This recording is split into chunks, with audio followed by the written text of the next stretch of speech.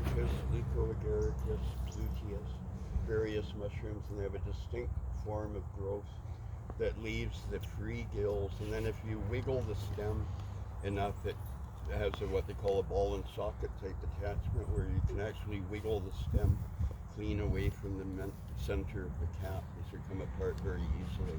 That's just leucoagaricus. Leuco means white, so it's like an agaricus-looking mushroom, but with white spores and white gills.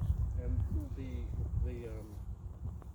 the prints, the Agaricus augustus that we were looking at back there, it has black spores. The gills initially are, what are the gills initially? Are they pink with that one, with Augustus?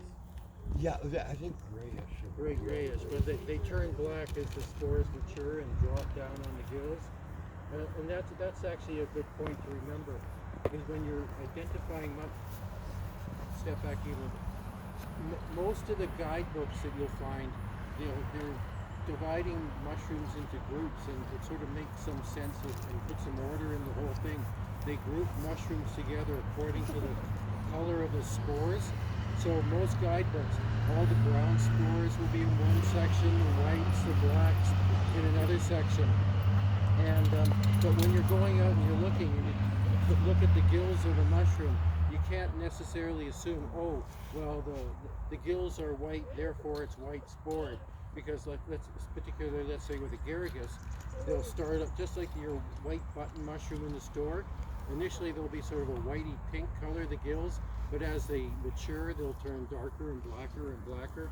So you have to often do what's called a spore print, where people take off the cap, they put it down on a piece of paper, and they wait a few hours, hopefully, and the spores start to tumble down out of the gills. They lift off the cap and you get this cogwheel nice impression, and it'll either be white or black or yellow, and that's going to give you a big clue as to which mushroom you've got. It'll help you in with that elimination process, and that's what all the identification, not all of it, but a big chunk of it is. It's just a process of elimination. You often don't know what you've got, but you know what you don't have, and you can sort of go from there. The classic way of the mushroom identification used to be taught was they call the Frisian system, so you could have a graph sort of thing that showed spore color on one axis in the different spore color groups, and then there's habit of the mushroom, so you would have things like our agaricus, leucoagaricus, free gills, ball and socket attached to the stem, ring on the stem, white spored lepios, pink spored luteus,